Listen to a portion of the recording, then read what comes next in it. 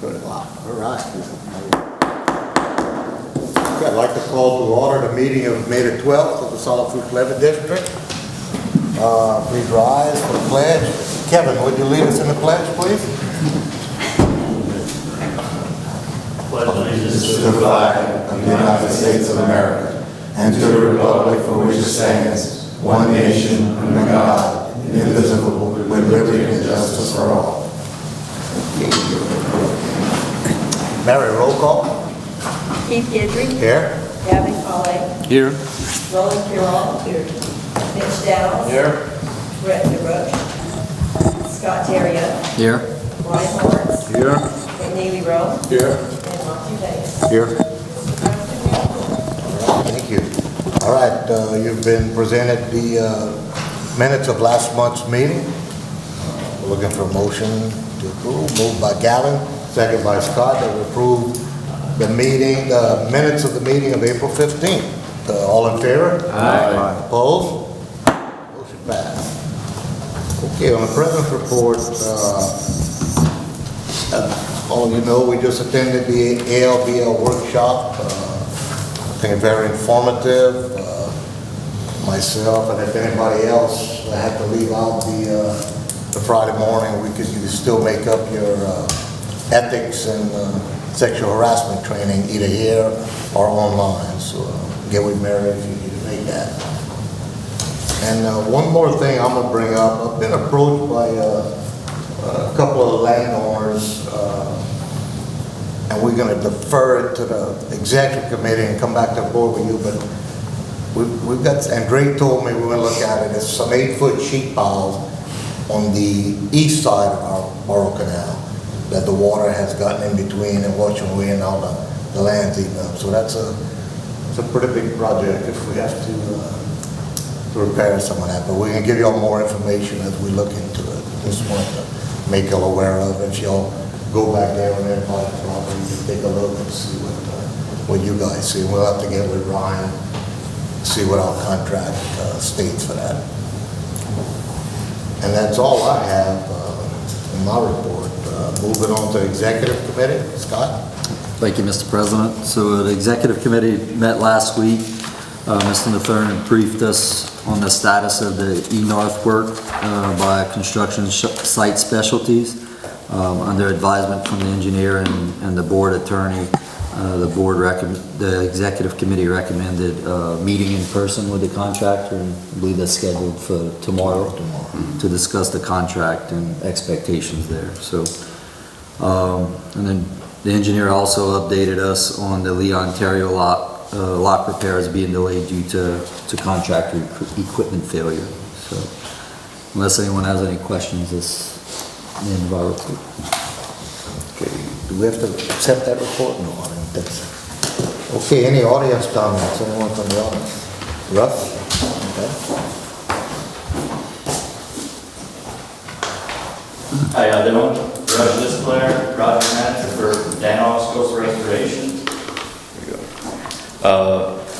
Wanted to come by and give you a little feedback on some of the shapes that we have, or exoforms we have in Golden Meadow and Reach K. We've kind of been studying them and observing them since we installed them. I guess the Reach K was roughly a year ago, and then I believe the Golden Meadow y'all installed how long ago, Nicholas? About a year. About a year, okay. So I'll give you some feedback on that, but before I get started on that, I just want to kind of give you a rundown of what we do and how we make these exoforms. Go to the next one. All right, so everything we do is based out of Amelia. We handle all the production there of these units. And before I dive into that, we are partnered with a company called Natrix, N-A-T-R-X. They kind of provide the science and technology behind this stuff. And the founders of that company are actually, a couple of them are from Louisiana and went to LSU. And they kind of started this project while in school. It's really 3D printing concrete to make reefs and coastal restoration stuff to stop erosion. So this is a quick diagram of what we actually do in Amelia to produce these shapes for them. We actually handle all the production and the execution of the installation and construction of it. So what it is, it's computer generated 3D printing. They all there's these carbon fiber needles. There's 200 of them or so on a printer head. These printer heads drop down into a 4x4 box of dry mix concrete, and it's controlled by a computer. The printer head drops down, and as we select the print, it slowly goes up in the box, injecting water into it. We let it sit for roughly 24 hours in that box. Once it's complete, we take the box, put it on a platform, the bottom drops out, and all the excess concrete falls out. Then we brush it off, and then you got your artificial reef or your coastal restoration erosion structure. But all in all, from start to finish, you could actually push the shapes out probably 8 days time from when it starts printing until it's completely cured. This next slide kind of gives you a little quick view of the actual printer. So you got your control system up top in the top left corner with your pump board on the left, and then the printer head with the carbon fiber needles actually dropping down into a box of dry mix. And the mix is something we also have on site. We got silos that have Portland and sand, and I believe it's like 60-40 Portland and sand, and those silos can fill those boxes for us and keep us rolling through the day. On a day's average, we could probably, depending on what shape we're printing, we could put out between 60 and 90 per day. And this is our laydown yard and production yard in Amelia. Our area is in that back left corner, but there's gives you a brief idea how much storage space and laydown area we actually have in Amelia.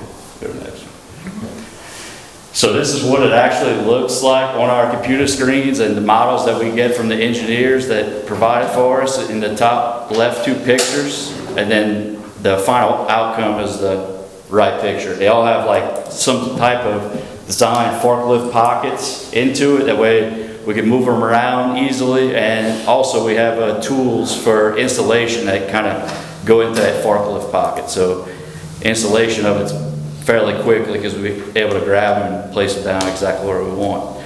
Another cool thing about this partnership we have in Natrix is they have several engineers that can design these things custom to whatever we need. So if we get a client that has a particular problem that we don't have a patent shape already made for, we could have those engineers draw something up, and once they finish drawing it up to benefit that client, we could be producing those shapes in Amelia within 24 hours. They shoot us the sting file, we put it in the computer, and then we're rolling on production the next day.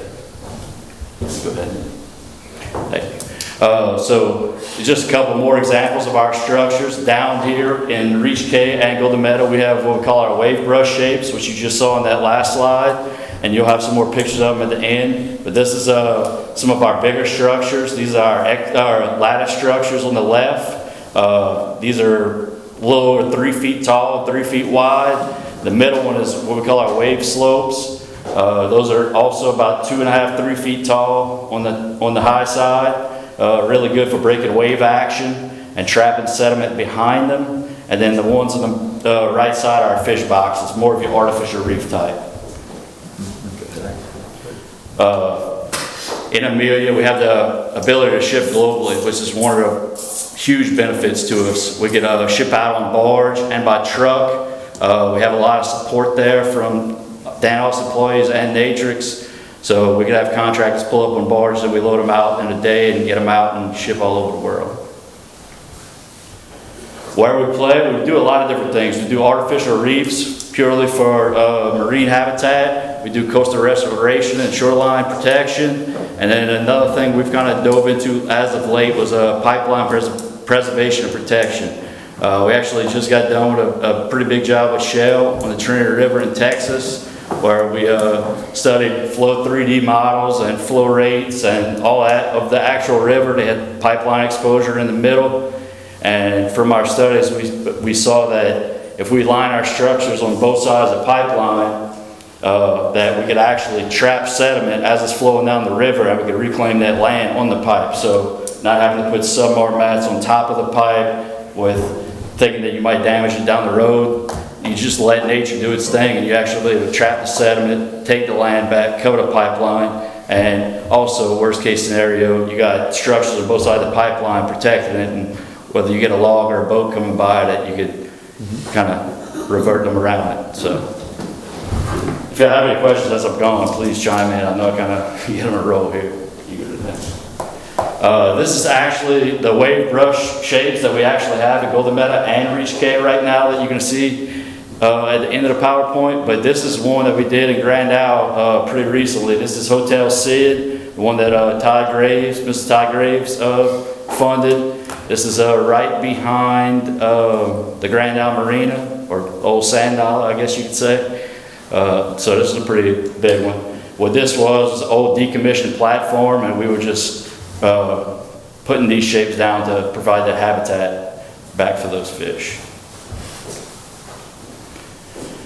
And another positive thing about all these shapes, whether you get the fish houses, the wave brushes or the wave slopes, any of them, you get so much growth on them, whether it's oysters, crabs, whatever, and it just enhances that material over time. So you'll see at the end, the wave brush shapes, they already got so much oyster growth on them, they're gonna be fused together within months. And it keeps getting bigger and stronger over time, which is a big positive. We also have what we call our oyster break system. Don't love this picture on the left because you can't really see the height, but once these things are double stacked, you can get up to 5 feet in height. To me, this is kind of similar to what you see with all the rock levees, like especially the ones in Grand Isle around our island. So what it is we have molds for these structures. We pour these with actual concrete truck. We have 90 molds. We make 90 a day. We double stack them on the bottom, and then the top one actually has feet on them to where it interlocks with the two on the bottom. One really cool thing about this is we had some in, I believe it was Biloxi, before the storm hit, and I think I have that picture in this slide, where half the beach was rock jetties before the storm, and half the beach was our product. And after the storm, you'll see in the picture where the rocks all over the beach, and you got big indentions in your beach to where it's all the way up to the grass line. And then on our side, our structures never moved because there's just so much growth on them, and the interlocking legs on them didn't move. Your beach still looks nice and pretty, and you have no erosion happening. And we have the ability to store like 20,000 of those on our property at a time. And I don't want to walk up away from the podium, but in the top right corner where the line's at in the middle of the picture, you can see, so this is the rock jetties on this side where you got the big indentions in the beach and the rock all over the beach, and then this is our side, straight line, straight beach, good healthy shoreline. And then this is also pictures of how much growth you get on all these units. Tremendous amount of oyster growth, which is great because it just provides more protection for your shoreline. And then when you get all this kind of oyster growth, you actually get good grass growth and everything else behind it. So this is Reach K. This was installed about a year ago, like I said. So in this far right picture, you can see how much rock it's taken to actually protect that toe of the levee. And then on the bottom right here, on the right side, is our wave brushes here that is serving the same purpose and doing a good job. As you can see how all the fresh grass growth behind it, got a good healthy shoreline, no erosion happening. And like Nick said, this is about a year in the making, so a lot shown to protection here. All right, now this is in Golden Meadow. Also, same thing. Good, healthy shoreline. You got green grass growing right behind it, protecting that growth where it's not getting disrupted. And we had that storm pass, what it was, Francine? Yeah, Francine, that hit both Reach K and Golden Meadow. These shapes never moved. There was one moved slightly, I think here. I think when they were cleaning off the levee, or that might have been Reach K. Yeah, it was Reach K, I'm sorry. They moved one block when they were removing debris, but for the storm, these shapes never moved. I think another thing, positive thing about any of these shapes, we're a fraction of the price of any of your solutions, whether it be rock or sheet pile or any of that. We're a fraction of the cost, and it's a very quick install. The stuff is very easy to install if you got clear access to the site. And look, I'm not crazy. I know it's not applicable in every situation. I'm not saying that. But I think if there's situations where this can apply, it'd be a good service for all of us, because we save some money here and there, we can do more projects, and being from down here, that kind of hits close to home, because I think that's what it's all about, not about who's using what. If we could save money and get more done, why not? Right, I can ask questions then, I'm not gonna interrupt you, but so the weight per foot, is it less than what a rock wall would call? Because like in the marsh, rocks are sink more, right? Yeah. What's the weight per? So these structures, the wave brushes that we put in, they vary between 400 to 500 pounds. And then the more square rectangle structures that you saw can weigh in between 18 to 2,000 pounds. Compared to rock structure, a little bit less light? No, it's to be a lot more weight and a lot more sinkage, just because of how you got to stack them and place them. Okay. Your footprints would be way bigger. That's why it's to be a lot more weight. Right. And then another thing we do, Mr. Monty touching on that, is they're 400 to 500 pounds, but if we feel like we're in a soft spot, like, because you hit some spots where it's just marsh and you sink, and at 400 or 500 pounds, you're going to go down. We use this geomat along that whole strip, that way they can't sink individually, the whole structure actually. But the cost per linear foot is cheaper than? Absolutely. We've done a job in the past as of recently to where, I mean, we get the linear foot down to under $200 at times, depending on access to the site, which is significant. It wasn't totally clear, you said that this is heavier and has a bigger footprint than rock, or rock is? No, rock is heavier and has a yeah. bigger footprint. Yeah. And as you saw, can you go back to the rescale one just for a second? So I can tell- you make it such a bigger footprint with the rock, and don't get me wrong, rock's great in certain situations, but like this, where you're trying to kind of keep that roadway and the total levee nice and healthy, you're not getting a good amount of grass growth there, right? You're not getting that good healthy shoreline. You're not letting nature kind of do its thing for you. Any other questions? Russ, who determines the distance from the shoreline to where you guys set the? So our engineers kind of get together, and it's kind of tied into the permitting of it and everything, but like in situations like this, we try to get it as close as possible.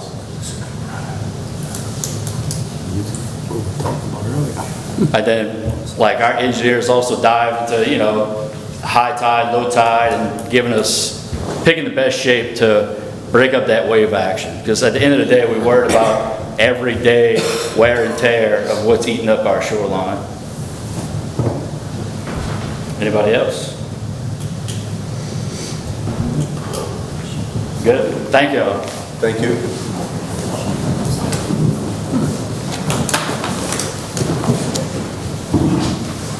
Okay. Anybody else from the audience? Any other comments? Okay, moving on to our director report there. Thank you, Mr. President. Well, in the vein of shoreline protection, just a quick update on our first sheet piles that we started to install. The first place we had delivered and started putting in place, and these are the emergency spots that we felt were the biggest issues, are behind the Ronald Colley Pump Station behind the Golden Meadow Park. And so we started to install some of these. Now these are 12-foot sheets, and it's going pretty well so far. Just wanted to give you all a little bit of a progress update. And this is part of an area-wide permit that we had gotten a few years back, where we got the entire system permitted to be able to install sheet pile anywhere we need. So we're able to just go under that permit and install as needed in the emergency spots. A couple committee meetings coming up. Our projects committee will be meeting on May 27th at 8, and then our emergency preparedness committee will be meeting on May 28th, the following afternoon. And we can discuss some more of the shoreline measures that Russ is talking about, and how it could potentially fit into our plans in the future, but also to look into the next couple of years, especially with the projects committee, and what our priorities might be moving forward as we're trying to be a little more proactive with our 408 permits, especially with the Corps. And it's looking to be a little more promising than we had hoped, based on a call we had with the Corps last Thursday. For emergency preparedness, as hurricane season's coming up, just a couple things to remind not only our board but the public too, that we did test our gates last month, everything went well, and so we're ready on that front. Our lock right now is being repaired, and Pisiel and Associates is going to talk about that in a few minutes. On also another Pisiel and Associates project, Reach E, by Cloverleaf Farms. The crown of that section of the levee should definitely be setting in place before we get into the heart of hurricane season. We'll still be doing some work on the protected side berm of that, but and then as we move along, we get some of these projects complete, we're going to be seeding those so that the grass can take hold before we get to the heart of the hurricane season. As part of our emergency preparedness committee meeting, we're also going to have our debris contractor that we've got pre-positioned. They're going to be coming into that meeting, that's Dynamic Group, to discuss the machinery they have in place, what their plan is in case we do happen to have a storm this year. Now, speaking of that and the predictions for hurricane season, those of y'all who may have heard meteorologist Jay Grimes at the Levee District, or the ALBL conference, they anticipate based on, they look at El Nino, La Nina, or La Nada, as they've started calling it, where you don't have either one. They've started looking at those patterns to try to help predict what kind of hurricane season we're going to have. And Jay seems to expect an average or maybe slightly above average hurricane season. But what I'd really want to remind the public is that you can have 18 named storms in a year and not have a single one impact you. Or you can have one named storm and it be the worst storm we've ever seen. So we can look at all these predictions, but we're going to prepare the same way. We're going to prepare to be as ready as possible no matter what. So I strongly suggest that the public do the same. Have your plan, know where you're going to evacuate to if it's coming from the east or the west, or it looks like it's heading east or west, but going to hit us in the process. To stay informed, stay vigilant, have your kit ready, and your plans in place so that when evacuation's called, we encourage everybody to get to safety. Because again, our levees are meant to protect people's property, right? Not people's lives. Protect yourself, protect your family, get out of harm's way, and then our levees should be doing their job in the meantime, keeping your property safe. So. We also have three IGA, intergovernmental agreements, to approve that are before you. One for A West, where we're getting $4.4 million in construction funds from the state. Another one for E North. This is Amendment 6. No change in the value, just extending the agreement that we have with the state. And then one for A East. The funds that we got from the state for phase 1 of the D North ramp project, that we're now in phase 2 of the D North ramp, we decided to, when we were moving to do the, if you recall, the second phase of the D North ramp, the funds were federal funds that we got through the state. And so one of the biggest headaches with federal funds is Davis-Bacon labor and wage reporting requirements. Since we're already getting federal funds for the A East project, we had decided to ask CPR to move those funds from that much smaller project now to the much bigger project, and that ends up being a cost savings for us on the second phase of the D North ramp. So that's what this amendment, or this IGA is doing, is moving those funds from, that were left over from phase 1 of the D North, moving that remainder to the A East project. All three of these agreements have been reviewed and approved by legal counsel, so if we could do, we need to do this one at a time, Ryan? Or, okay, so if we could tackle these each individually, I'd recommend first approving the IGA for TE 180 with CPRA. Okay, you've heard recommendation of our general manager to approve TE 0180 A West. Moved by Matt, second by Scott. All in favor? Aye. Opposed? And next, the approval, recommend approval of the IGA with CPRA for BAO 231 for the E North project. Amendment 6. Now you've heard the recommendation of our general manager to approve IGA number BA 0231, amendment number 6. Moved by Mitch, second by Monty. All in favor? Aye. Opposed? Motion carried. And finally, recommend approval of IGA with CPRA for BA 0273, the AE's project. All right, you've heard the recommendation of our general manager to accept the IGA BA 0273 AEs. Moved by Brian, second by Mr. Rowland. All in favor? Aye. Opposed? Motion passed. Thank you, gentlemen. And that's my report. If anybody has any questions, I'll take them. Okay, did you want to bring up outreach and... We'll discuss that in executive committee. Bring them in. Okay, engineering report, CPRA, Daniel, anything to report? The only thing I had to talk about was the 3 agreements that y'all just approved, so that was it. Glad I could do That worked out nice. Glad I could do your work for you, Daniel. You welcome. Take that money. Take that money. Okay, anybody from the Corps over here? That's odd. Project engineer, Pisciola Associates, Joe.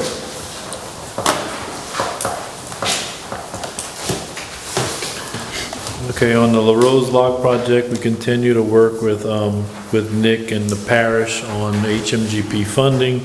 There has been a little bit of movement on that since the last meeting, but we'll continue working with the parish and their consultant on this project.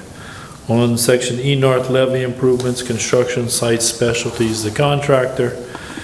So in the last couple of weeks, we did have a meeting with the executive committee. The contractor is on site moving material once again. He's been averaging in the last 2 to 3 weeks with 10 trucks a day running about 4,000 yards a day.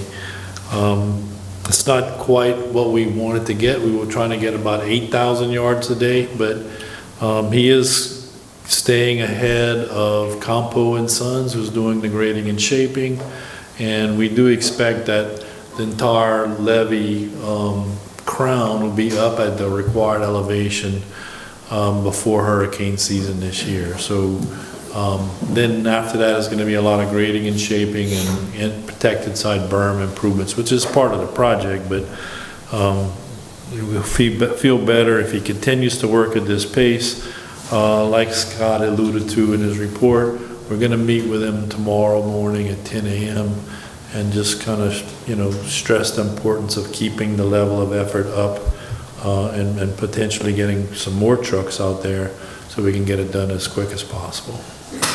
So we do have a pay application number 14 from Construction Site Specialties in the amount of $11,662.20, and we do recommend you pay that. Okay, you've heard the recommendation of our engineer, pay application number 14 to construction site specialists in the amount of $11,662.20. Moved by Monty, second by Mr. Rowland. All in favor? Aye. Opposed? Motion passed. And Campos and Sons has been out there, and he's past the curve working towards the north. He's grading and shaping the levee crown and basically the embankment on that side. We do have pay application number 7 from him in the amount of $68,025 even, and we do recommend you pay that. All right, you've heard the recommendation of engineer to pay application number 7 to Coco and Sons in the amount of $68,025. Moved by Mac, second by Mitch. All in favor? Aye. Opposed? Okay, and section AE levee improvements. We're still working with the U.S. Army Corps of Engineers on obtaining a 408 permission. Like Nick alluded to, we had a meeting with them last week discussing the progress of their processes. We did get a state and a parish permit for the project, so those reviews are done. So now we're working with the Corps on their permitting regulatory process, and we're also getting them the engineering information. They wanted some changes to our specifications to more mimic what they have on their excavation, embankment, borrow, compaction and also grass and fertilizing to try to get that more up to speed with what they want. We also talked to them about their environmental assessment, which, as Nick said, they've kind of indicated they willing to go to some abbreviated form of environmental assessments, which is good news. So we're meeting again. I guess we're gonna get all stuff together and resubmit to them sometime this week, all the information they requested last week. So we'll continue the process with them.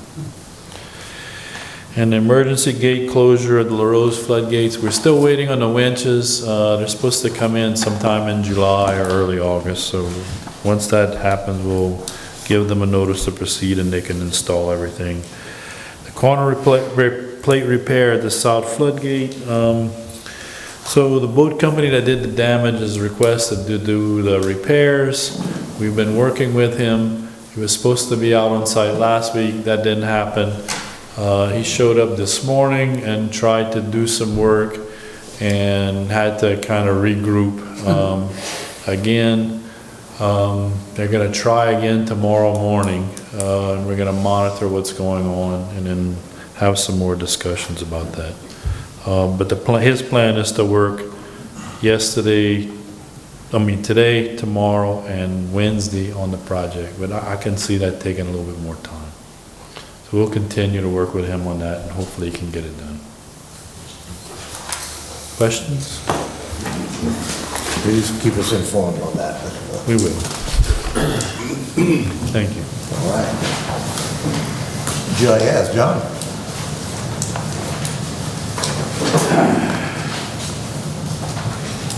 Good afternoon, John Plaisant with GIS Engineering.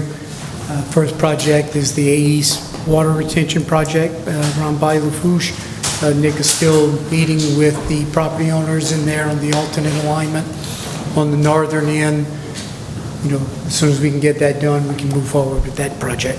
This is an issue where we originally had the alignment a little further to the north. That landowner ended up changing his mind, didn't want the project on his property, and so now we've been trying to schedule a meeting with the property owners just immediately to the south, who would have a lot more of that project on their property. It's been very frustrating trying to schedule a meeting. Communication has not been easy, and so sooner or later we may have to make a decision about a completely different approach. But it's not lack of trying on GIS's part. Just want to make that clear. Correct. And even if we go, say, back to the original alignment, we still have to meet with that property owner. Mm-hmm. We're going to have to cross that property no matter what, so we need to get this done. Mm-hmm. Okay, the DNART ramp lift project. The contractor has moving forward. He's taken the asphalt material off. He is starting to move the base material off of one side so he can build the lift on that side. We do have pay application number 1 in the amount of $45,695 to onshore materials. All right, you've heard the recommendation of our engineer for pay application number 1, the amount of $45,695 to onshore materials. Moved by Scott, second by Brian. All in favor? Aye. Opposed? Motion passed. Okay, on the reconnection of Breton Canal to Bay Lafourche project, the weir itself is in place. It's working whenever the district decides to work it. We took quotes on putting in a trash screen in front of that, so between the bridge and the weirs. The low quote was from Outer Limit in the amount of $68,280. It was a little higher than we thought it would be, not unreasonably so. But after watching the gate actually work a few times, Nick has asked that we hold off on that project a little bit. It seems to be working okay without it. So, the next few more times, if we decide that it needs to be done, we'll come back and ask y'all to approve it, but we're not asking y'all to approve that at this time. Would that be a removable screen or a workable screen? The design would be ideally to where any trash would get caught in the screen with the flow of water, be pushed to the bank, and then we could get a mini excavator out and pull the trash there. But like John said, I mean, it is a little bit of an expense, and so far we haven't really had enough issues. We anticipated having issues, which is why we asked John and I to get the quotes for us. But the few times that we've operated, we really haven't had any kind of big debris getting stuck or anything. So until that becomes an issue, I don't think we should really spend the money and worry about it. The design for this trash screen is similar to the one at the siphons at Pump Station 4. I noticed from the other side of the bayou that it looks like they got like some silt sediment. Like if you get on the other side, you have... On the bayou side of the bridge? Yeah. I don't know if we dig or do something with that, but I did notice... It is flowing pretty well without that. The state is, I'm going to say the state has got the replacement of that bridge on its list of things to do relatively soon. As we know to DOTD, that could mean the end of this year, that could be the end of this decade. 20 years. So, because it's been there before, but as I said before, it worked pretty well even without that. So this week the water was getting it, you know what I mean? Correct. Back there, so I'm like, okay. But like John said, when they come to replace that bridge, it could be a new bridge, it could be a box culvert system that they put in place. So either way, in the meantime, I know when we first opened it, we saw a lot of erosion under there. As the water was flowing through, it caused some scouring under that bridge. So it may eventually just take care of itself. Yeah, water will wash out. and when y'all opened it for the first time, the water going through was kind of black. Right. But before y'all raised it back up, it had cleared up tremendously, so.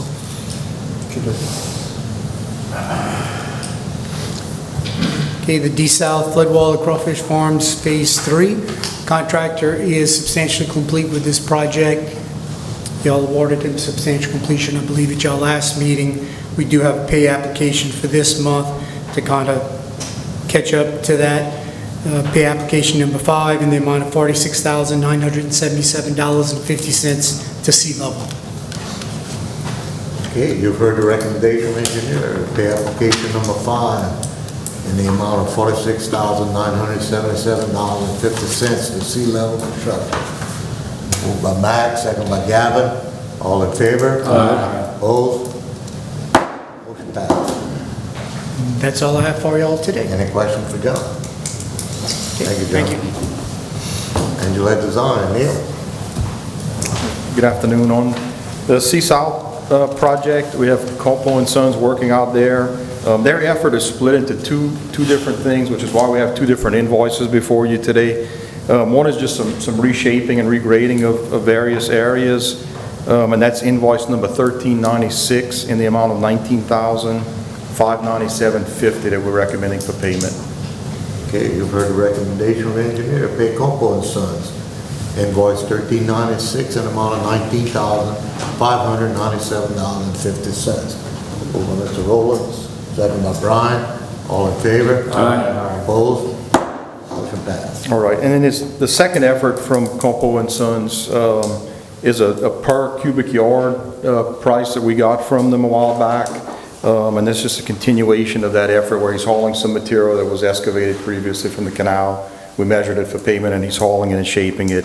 That's his invoice number 1397 in the amount of $49,297.50. And we recommend payment of that.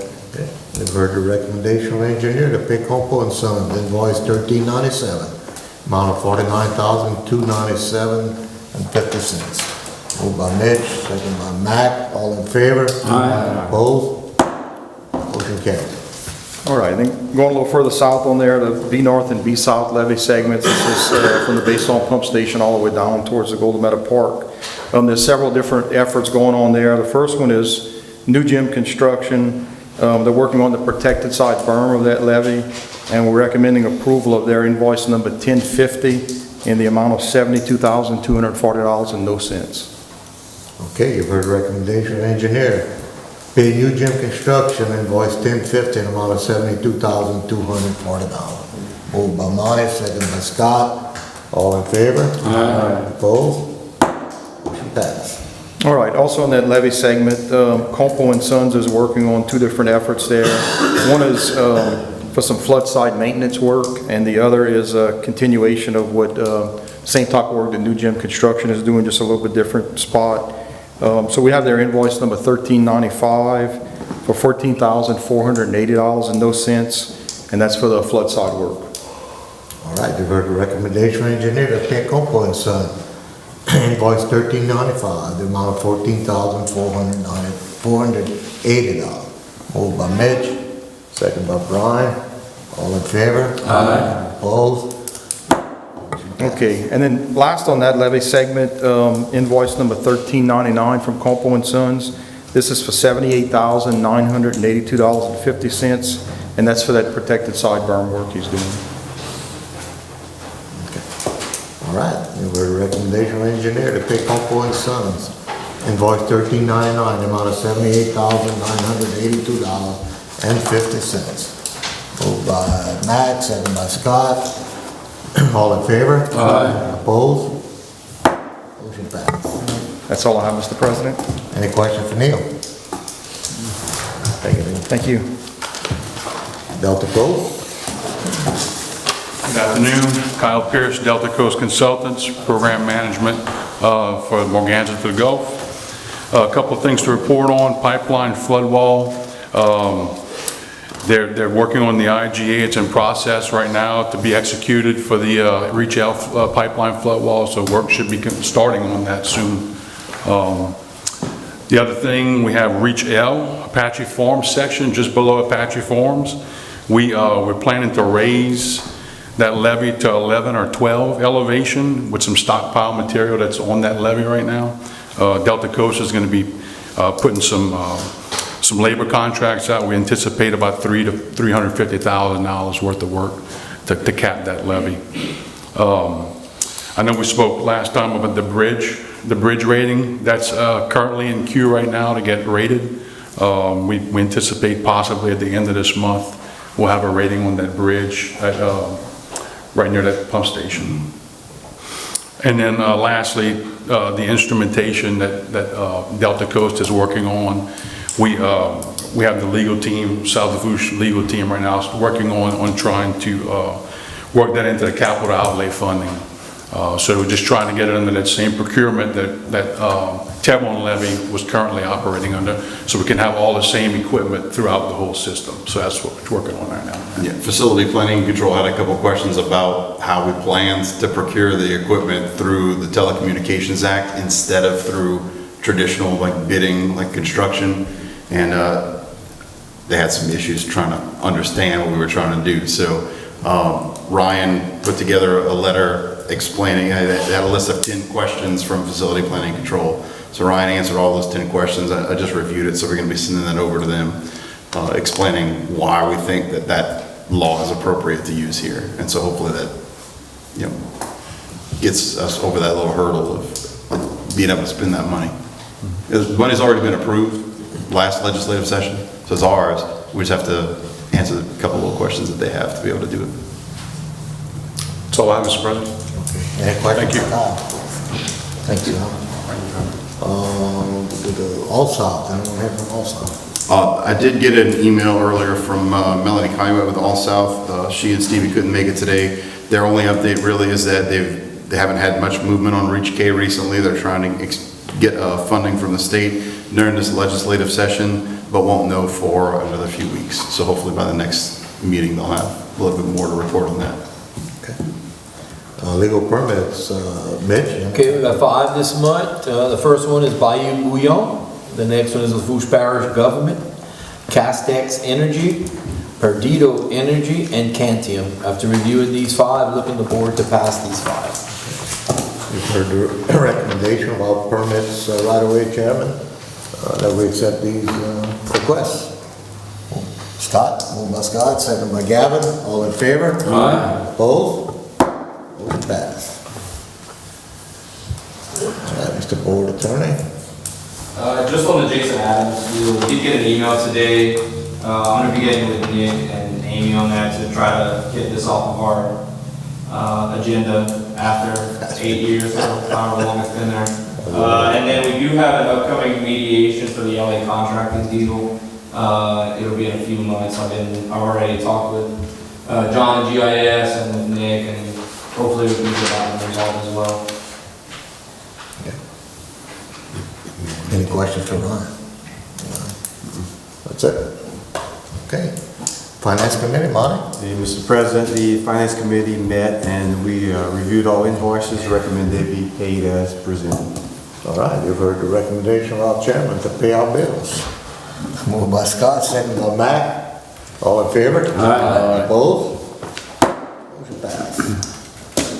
All right, any old business? Any old business? Any new business? No executive session? All right, entertain a motion. Moved by Mac, second by Mitch, that we adjourn. All in favor? Aye. Opposed? Motion carried. 27.